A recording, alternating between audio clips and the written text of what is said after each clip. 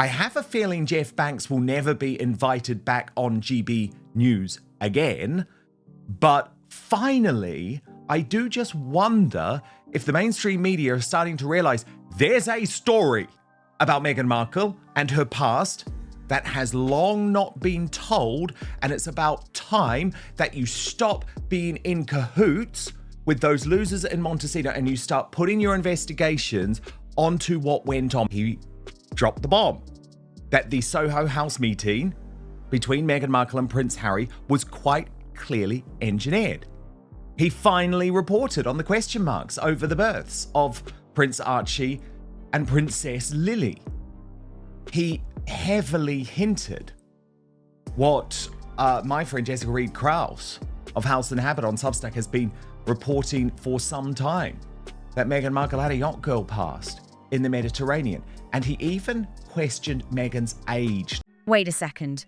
What if everything people thought they knew about Archie and Lilibet just got flipped upside down? Jeff Banks suddenly stepped forward with shocking new claims that are raising eyebrows everywhere, and now people are asking some very serious questions about the story we've all been told. This isn't just another rumor floating around online. This is the kind of claim that's making even long-time followers stop and take a much closer look.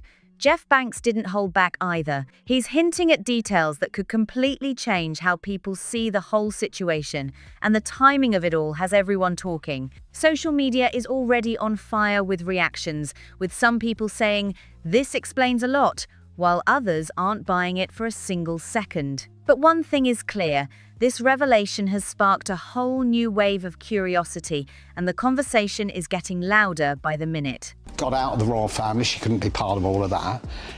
He then, I think, was engineered into a meeting at Soho House with Meghan, and I think there was a lot of engineering went on there. I think she actually has not necessarily told the full truth about her age. I think she's actually a lot older than she actually purports to be. I think there's even her father and her sister have alluded to that. A lot of her contemporaries at school, which was 6 years more than she actually claims to be, which brings a question mark into the birth of Archie and Lilibet. I feel you're almost stepping into some conspiracy. A lot of question marks, and there's a whole period in her life where a lot of the photographs are beginning to surface of her life in the Mediterranean before she even met Harry. Jeff even raised eyebrows by questioning details about Meghan's background, including her age, which added yet another layer to the growing speculation. While some voices connected to Meghan's family pushed back on certain claims, the rest of what was said left many completely stunned. It's rare to see this kind of conversation happening so openly, and it sparked a bigger question. Are major media outlets finally starting to cover stories they once stayed far away from? There's also a growing sense that this could have bigger implications, especially when it comes to how the royal family is viewed and discussed publicly. Some believe these conversations could shift opinions about titles and positions within the monarchy, which only adds more pressure to an already tense situation. I mean, if you look at how Meghan is with Harry right now, how tenacious she is and how she's trying to do any and everything she can around podcast, documentary, a book, interview with Oprah. Like, the girl has just went full-blown, like, doing it all since she came into this position with Harry. So it makes a lot of sense that Meghan had a previous life where she was doing the things that she's doing with Harry now that she was doing them before she knew Harry. Absolutely. I think it makes people wonder what is there, because there is definitely something there. Absolutely. And we know that Jessica Reid Krause of House and Habit says that she has the receipts, and the yacht girl story is something that she has been working on now for years. For now, attention is locked on Jeff Banks and the impact of his statements as more people tune in to hear what comes next. Many are just watching closely as each claim unfolds one after another, creating a wave of reactions that doesn't seem to slow down anytime soon. He went even further, saying, "I think she's actually a lot older than she claims to be," and the tension in the room rose instantly. When asked to clarify, he doubled down without hesitation, saying yes, and even pointed out that members of her own family have hinted at similar things. He mentioned people from her school years too. I'm friends with Samantha Markle, and she is absolutely convinced. She's seen this going viral again, P. Diner, and she is absolutely convinced that it is totally wrong and totally unfair to suggest that the Markle family have been involved in any type of bid to cover up the truth about Meghan's age. And it is just worth me taking you through some of what she's actually said on this, P. Diner. Sam says she was 11 in 1975. They were still in Chicago at that point, P. Diner. So she says there's no way my sister could only be 10 years younger than me. Everyone can verify at the school where she started in pre-kindergarten in the mid-80s. So she was born in 81. We know when she was born, she was a baby in our house. I went through Doria as pregnancy with her. She watched her stomach move and all of that other stuff. There's several pictures of Meghan on stage with all of her classmates at their little red schoolhouse in 1986 when she was 5. Suggesting a gap of several years compared to what's publicly known, which he believes raises fresh questions tied directly to Archie and Lilibet. Then it took yet another turn, with him saying there are still big gaps in her timeline that people are starting to notice more and more.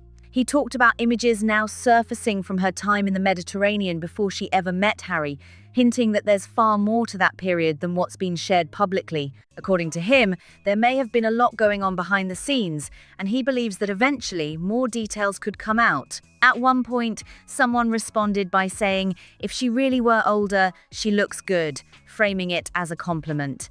But the tone quickly shifted back to criticism. Sarcastic remarks were thrown in about her business ventures, suggesting maybe a skincare line would make more sense. The Meghan Markle yacht girl claims simply will not go away. And you know I've spoken about this before, but until now, no one in the mainstream media has been brave enough to go there. Well, that has just changed. We have to remember that there are things that they couldn't even say about this, but I think now they're allowed to start, questioning things about Meghan that we all have some evidence of. I mean, what is she doing on the yacht? Though not everyone seemed convinced that would land well. The conversation also turned toward public opinion, with claims that audiences in both the US and the UK have strong views, though there was clear disagreement over how people feel about Harry specifically. One voice tried to suggest there's still some level of support for him, but that got shut down fast, with another speaker pushing back hard and saying don't defend it at all. It was chaotic, fast-moving, and full of strong opinions flying in every direction. Still, Jeff Banks stood firm, coming across as confident and well-prepared, with people noting he's clearly looked deeply into these topics. The host, who actually knows quite a bit about Meghan herself, She's being paid to do something very similar, with her title, because that's what she always wanted to do. And it looks so cheap. It looks desperate. And it just makes Meghan look like that yacht girl that she was, that we know she was. We all know Harry is very miserable right now. We just saw when they were in Jordan how he wanted nothing to do with Meghan. I think the signs are there that Harry wants to get back to his royal life. He needs to get back to what is familiar to him. Tried to keep things on track, but the moment was getting more intense by the second as the claims just kept coming. She even had someone feeding her lines through her earpiece, telling her, "Oh, you've got to push back. You've got to push back," which made the whole moment feel even more charged. She admitted, "Oh, well, it's very unlike me to actually have to do pro-Meghan Markle balance," and that alone had people raising eyebrows about how these discussions are really handled on air. 1814. Claude responded, "It gave off the sense that there's real pressure behind the scenes shaping just how far these conversations can actually go. It gave off the sense that there's real pressure behind the scenes shaping just how far these conversations can actually go." Then the focus shifted to a bigger question. Could this finally push mainstream media to dig deeper into the full picture? The response was clear. A lot of the royal watchers were complaining that they felt like her posts on social media where she barely shows the kids is almost taunting the king, who doesn't know these children, and how unfair this is. This case about whether you think the birth was real, whether you think there was a surrogate, whether you think Meghan was wearing a moon bump. The fact is, Harry and Meghan lied. Buckingham Palace lied on their behalf. There was a complete cover-up over the birth of Prince. This moment has sparked serious curiosity, especially among people who may have never looked into any of this before. For those already familiar, it seemed to confirm things they've quietly questioned but rarely see discussed out loud. The conversation then turned toward Meghan's current moves, pointing out just how driven and active she's been, jumping into podcasts, documentaries, books, and major interviews back to back. The argument was simple but sharp. If she's this driven now, wouldn't that same energy have existed long before she ever met Harry? That idea alone had people connecting dots and completely rethinking the narrative they've been handed. They went on to suggest that breaking into high-level circles often involves navigating complex environments and chasing opportunities wherever they appear. According to that perspective, it wouldn't be surprising if she explored multiple paths earlier in life while trying to build connections and open doors. It's the kind of claim that doesn't come with clear answers, but it definitely adds more layers to a story people are now picking apart piece by piece. Harry and Meghan playing games that resulted in people unnecessarily questioning things. Again, every toxicity thing is result of them. Yeah, nobody set out to destroy you.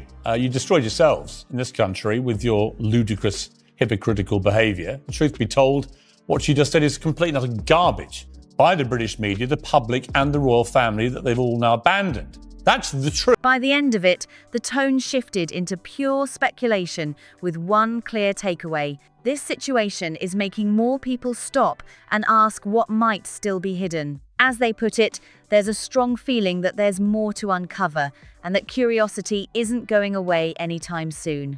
The speaker points out that Jessica Reed Krause from House in Habit has claimed for a long time that she has proof to back up her reporting, and that this so-called yacht girl narrative is something she's been digging into for years. That alone adds another layer to everything being discussed, especially as more people start paying close attention to these claims resurfacing again. But then the focus sharpens on one key question: who actually set up that first meeting? They bring up Marcus Anderson from Soho House, someone deeply connected in elite circles and still closely tied to Meghan and Harry even now, while others from that same world have long faded away. That detail stands out because it raises serious eyebrows about how certain relationships stay strong while others simply disappear. The idea of powerful connections comes up again.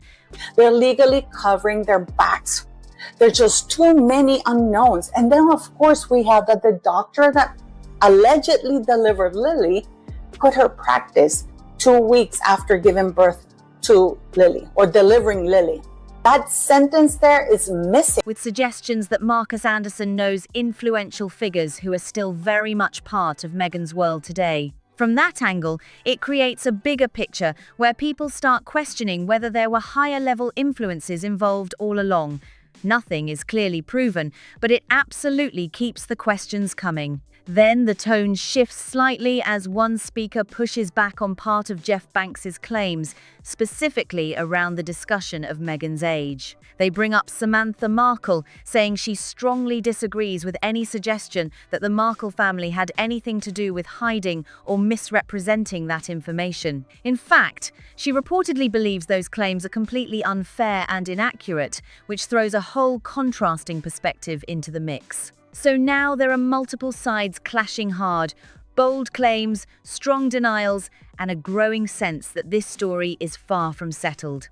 And as they hint at going even deeper into what Samantha actually said, it's clear this conversation is only getting more complicated by the minute. They then bring up Samantha Markle's response, and this is where things get very detailed. According to her, I was 11 inches 1,975, and we were still in Chicago at that point, making it crystal clear she firmly disagrees with the timeline being questioned. She goes on to say there's no way her sister could be just 10 years younger than her, pointing to school records and early childhood memories as proof. She explains that Meghan started pre-kindergarten in the mid-80s and says she was born in 1981. We know when she was born, she was a baby in our house. The first thing is that these children are being raised in some type of freak show. You know, it's like they are Michael Jackson's children who were paraded to the world but covered up in masks. Yeah, but then remember, he covered their identities and their faces in masks. You know, so of course they're very likely to be messed up, growing up with such messed up parents who are using them in such a mucked up manner. So that's the first thing I would say.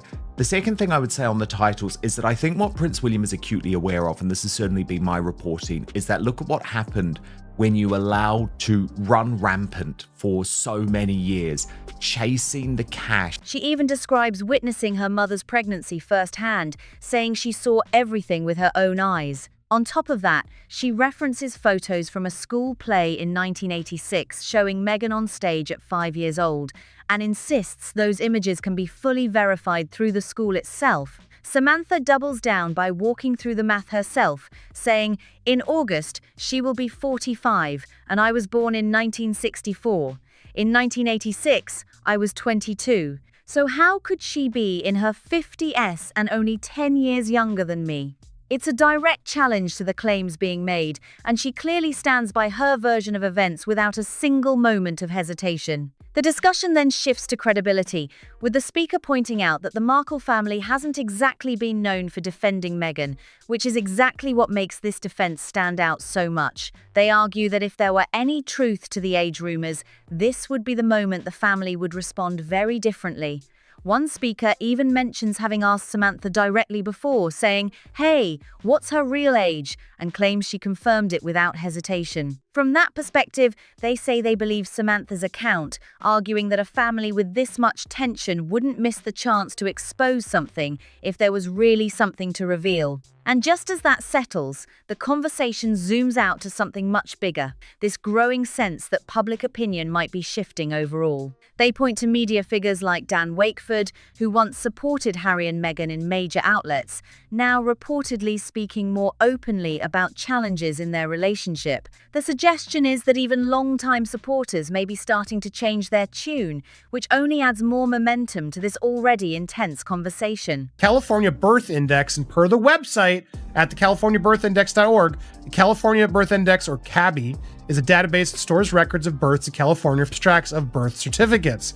Putting her full official name of Rachel Meghan Markle, you can see that the official record shows Duchess of Sussex, no longer HRH, was safely delivered of a son, and she and her child are both doing well. So back to the tradition of putting out a framed bulletin or a gilded easel outside Buckingham Palace after royal births has been going on since 1837, so it's a cool tradition. And George, Charlotte, and Louis' easels listed the doctors' names with signatures, birth weight and time, and referenced the royal family. The discussion then shifts to Harry's movements, and the tone gets even more charged. It's pointed out that after only a few days back home with his children and Meghan, right after that widely discussed Australia trip, he reportedly got straight back on a plane heading to Ukraine. The way it's described, he seemed far more at ease being away, which quickly sparked speculation that he might be avoiding things at home rather than actually settling into them. That idea builds fast into a much bigger question. How long can someone keep moving around if the real problems never get addressed? The discussion also brings up claims that financial pressure could be part of the picture, with talk that major sources of income may not last forever. According to that viewpoint, serious challenges could be ahead, especially if the situation behind closed doors is as complicated as many are now suggesting. What really stands out is the mention of Dan Wakeford, someone who previously played a major role in shaping positive coverage for Harry and Meghan, including big magazine features and stories that strongly backed Meghan during very public disputes. Now he's reportedly speaking more openly about struggles in the relationship, even suggesting some issues might be extremely difficult to fix. That shift in tone is turning heads because it signals that even past allies may be seeing things very differently now. Then the focus snaps back to Harry leaving so quickly, with one speaker questioning how someone could head off again so fast after time away from both their partner and their children.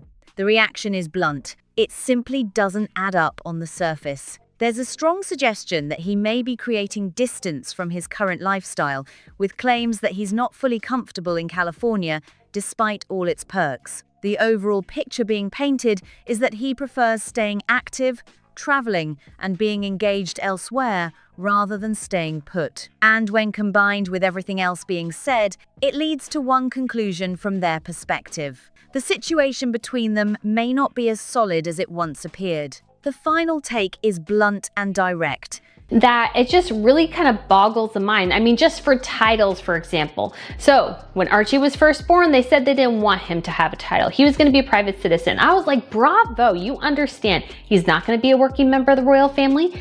He is going to have to live a normal life, get a normal job. That is fantastic. And then it came out later in the Oprah Winfrey interview. Well, they denied him a title and security because he is a mixed race child. And then it was kind of like... It looked like a performance. A carefully managed moment designed to make everything seem perfectly fine between Harry and Meghan while the cameras were rolling. But the second that event wrapped and Meghan stepped into the spotlight, he was gone. That quick exit is being read as more than just coincidence, with claims that he sticks around when he has to, but the moment that pressure lifts, he creates distance fast. From that perspective, it's argued he's no longer living in the marriage the way it started. Instead, he may be trying to figure out a different way to exist within it, showing support publicly, keeping up appearances, but not fully embracing that life behind closed doors. The idea being pushed is that he wants space, movement, and a lifestyle that feels more like his own, rather than being tied down to something that no longer fits. Then the conversation shifts into practical pressure. Money. It's pointed out that financial strain can push any relationship straight to the edge, and when uncertainty grows, so do tensions. The claim here is simple but sharp. When finances get tight, cracks tend to show, and that could be adding a whole new layer of stress to everything already going on. There's also speculation that he might be searching for a new normal, trying to navigate where he fits long-term, while balancing everything around him. But at the same time, it's suggested that some of his actions continue to frustrate the royal family, especially unexpected decisions that disrupt important moments. One example brought up is a sudden unplanned visit that reportedly clashed with key family events, including Prince William's schedule and Prince Louis's birthday. On top of that, claims about timing around major royal milestones drawing attention in all the wrong directions only adds more tension to an already complicated situation. The frustration really ramps up here, with claims that this kind of behavior keeps repeating, and inside royal circles, some reportedly see it as crossing a line they simply can't ignore. They decide, okay, well, we have to come out and show the baby in some way, but we're not coming out to the street. The filthy masses are not going to have anything to do with our kid. So then they show up and there's Meghan in her white dress with Harry, and he's holding this completely still baby. This crisis won't die down until the irrefutable truth comes out. The tone gets sharp, describing Harry as someone who seems genuinely unsure of his direction, almost like he's stuck without clear answers about where he actually stands. The idea being pushed is that until he gets something definite from the monarchy, especially from his father, this back and forth pattern might just keep going. There's also the suggestion that he's trying to force a response, almost like pushing boundaries to get clarity or regain some control over the situation. But according to this view, that strategy isn't working and may actually be making everything worse. Questions are even raised about whether he'll have any direct contact with his father during upcoming visits, showing just how uncertain things appear right now. The conversation doesn't hold back, comparing his actions to someone pushing hard to get their way, while the monarchy stays completely firm and unmoved. That contrast, effort versus resistance, adds to the sense that he's stuck in a cycle that simply isn't delivering results. Then the focus shifts to image and perception, especially after recent royal appearances that gained massive attention online. Photos and videos of Prince William, Catherine, Prince Edward, and Sophie started circulating widely, with some media even calling them the new Fab Four, which instantly grabbed headlines everywhere. That moment, according to the discussion, could hit hard because it highlights a version of the royal family moving confidently forward without him. One reaction summed it up simply, "When I saw that, I was like, yes." With either Archie or Lily, and it needs to happen. They need to prove that those children, Meghan and Harry, are not entitled to privacy in this matter. And their privacy is trumped by our right to know that no bastard is going to sit on the throne of this country. Suggesting those images made a very powerful statement on their own. The deeper implication is crystal clear. Those visuals serve as a sharp reminder of where things once stood and just how much has changed since then. The conversation leans into the idea that Harry still wants to be part of that inner circle, and that desire hasn't gone anywhere. It's suggested he once hoped Meghan would fit in seamlessly too, but now there's a growing feeling, at least from this perspective, that he's watching the family move forward without him, and that feeling isn't easy to sit with. That shift is being described as something deeply personal, like he feels replaced, watching everything continue while he stands further on the outside. They paint a picture of someone genuinely struggling with that growing distance, saying it's getting harder for him to watch as the gap between him and the royal family keeps widening. From this angle, it's not just about public image, it's emotional, and it hits deeper every time those royal appearances and moments go viral. The idea is that he's trying to hold on to that identity, still presenting himself in a royal way, even while everything around him seems to be shifting fast. That's where his constant travel and appearances come into focus. They're framed as a way to stay active and maybe even escape the pressure and headlines that keep building around him. According to this take, every move is partly about creating space from what's bothering him, while also trying to stay relevant in a world he once stood at the very center of. Then the tone sharpens, with one speaker saying this situation might actually be something he needs to face head-on. Even if Harry and Meghan right now are earning their own money, that well is drying up. You've got to take the ability for them to damage the royal family in the future away, and you've got to do that now. You've got to do it swiftly. They argue that consequences are part of growth, and that feeling the real impact of past decisions could be what forces genuine change. It's a tough stance, but it shows just how divided opinions truly are on what he should do next.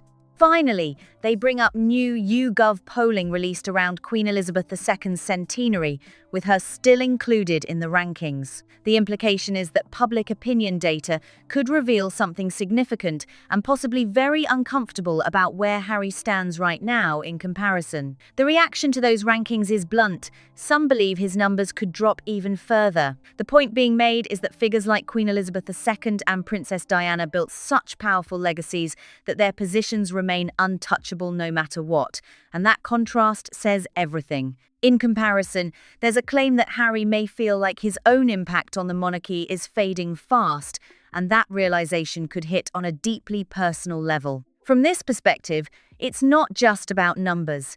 It's about identity and what he feels he's leaving behind. The suggestion is that watching public opinion shift like this could affect how he sees himself and his past contributions. That pressure might explain why he's constantly on the move, chasing new projects and appearances, almost like he's searching for a way to redefine his path, while everything around him keeps changing. They also circle back to why the late Queen remains so deeply respected despite criticism from some corners. The answer given is simple but powerful. She consistently put others first, and that's what people remember most. That legacy of duty and selflessness is being highlighted as the exact reason her reputation continues to stand strong even now. Then the conversation shifts to a remarkable story shared on a podcast by Giles Brandreth alongside royal commentator Alistair Bruce. Bruce, who had a rare opportunity to sit with the Queen in the past, revealed something deeply personal about her funeral. He shared that his husband, who serves in the military, was seated in a prime position during the ceremony, something he later discovered had been quietly arranged by the Queen herself. That detail stood out in a major way, especially knowing Bruce was involved in broadcasting the event and became emotional during the coverage. It adds another powerful layer to how the Queen is remembered, as someone who paid close attention to people in quiet and meaningful ways, even during moments as significant as that. And as Bruce himself put it during the discussion, I think I sometimes do get emotionally engaged. I see it as business, showing just how overwhelming that experience truly was. He recalls the moment personally, saying, "During Elizabeth II's funeral, from the moment she passed, I went live on air within minutes from a cruise ship where I was. And he managed to hold it together through it all until something completely unexpected hit him. As the ceremony reached St. George's Chapel, the camera followed the Queen's coffin, and it passed directly in front of his husband, Stephen, who was seated in the front row. That's when it all became too much." And he says, "I had to come off air. I was really moved by that, showing just how deeply powerful that moment truly became. What made it even more powerful was what he discovered afterward. That seat had been reserved specially on the Queen's own instructions. He explains how much that meant, saying, "It's something you don't expect, especially when you spend so much of life wondering how you're perceived."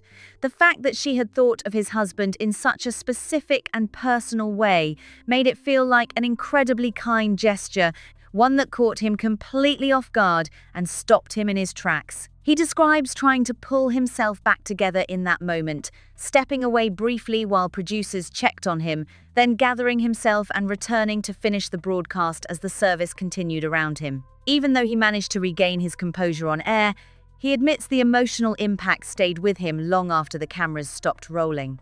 It wasn't just about the ceremony itself or the grandeur of the occasion. It was about that one, quiet, thoughtful act that revealed something much deeper about who the Queen truly was as a person behind the crown. What's remarkable is that this wasn't a public gesture.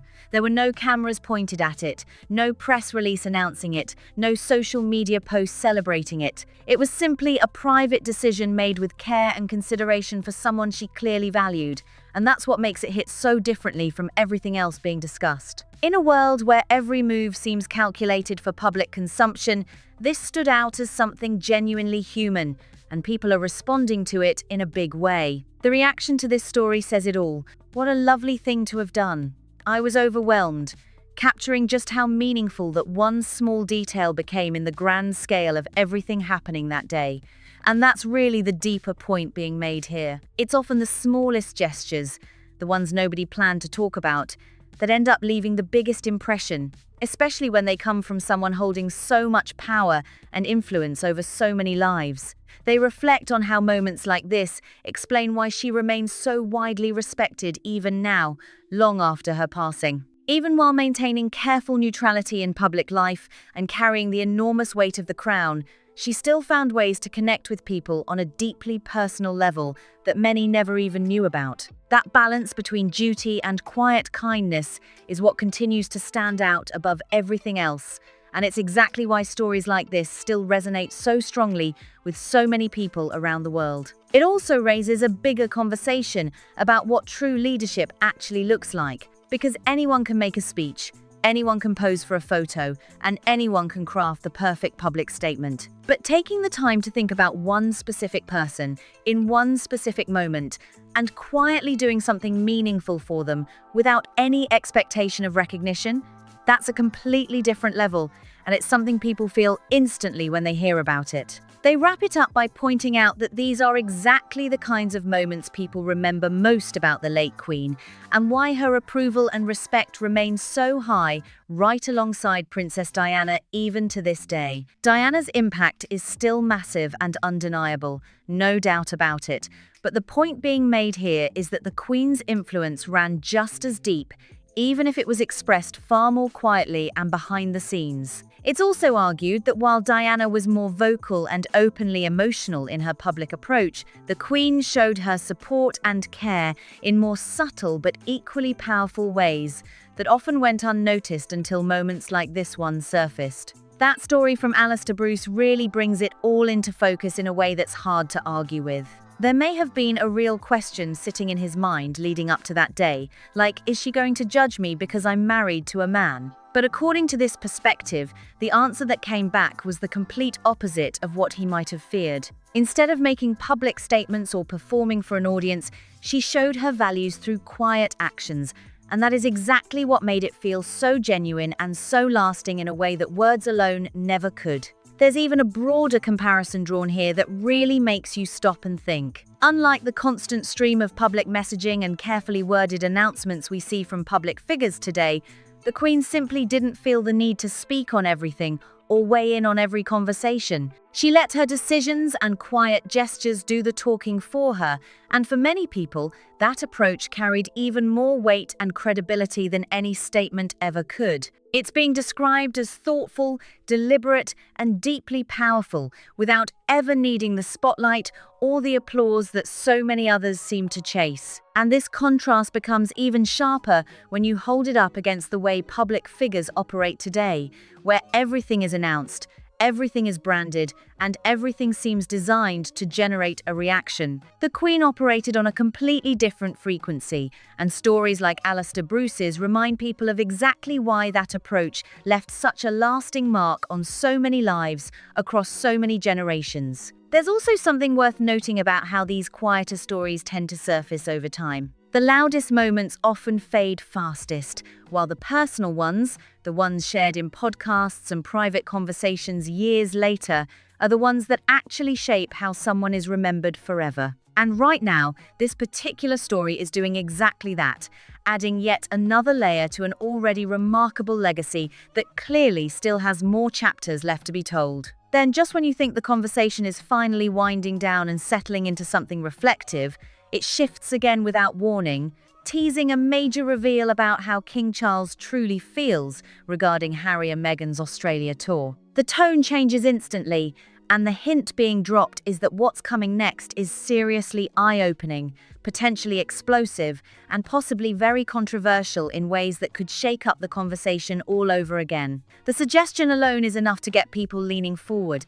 because if there's one relationship that remains shrouded in questions and unspoken tension, it's the one between Charles and Harry. Every public appearance, every carefully worded statement, and every unexplained absence gets analysed and picked apart, because people sense that what's being shown publicly and what's actually happening privately may be two very different things. And if the tone of what's being teased here is anything to go by, the gap between those two realities might be even wider than most people currently believe. That alone makes what's coming next feel like something nobody is going to want to miss, and the anticipation is already building fast among everyone following this story closely. It all adds up to a conversation that keeps revealing new layers the deeper it goes, from personal royal gestures that never made the headlines to burning questions about fractured family dynamics playing out on a global stage. Each piece connects to the next, and the full picture is only getting more complicated and more fascinating by the minute. So whether you came here for the royal drama,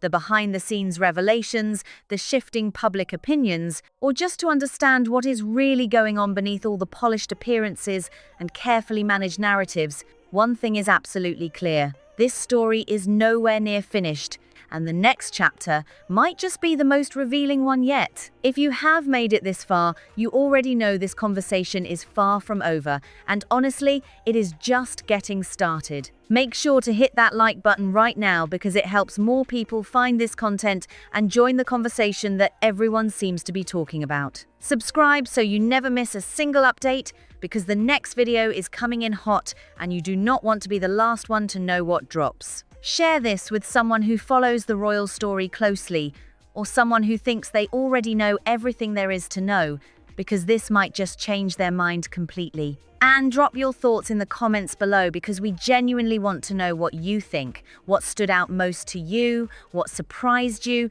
and what questions you are still sitting with after everything that was just laid out here. The comments section is already heating up, and your take matters. We will see you in the next one, and trust us, you are going to want to be there for it.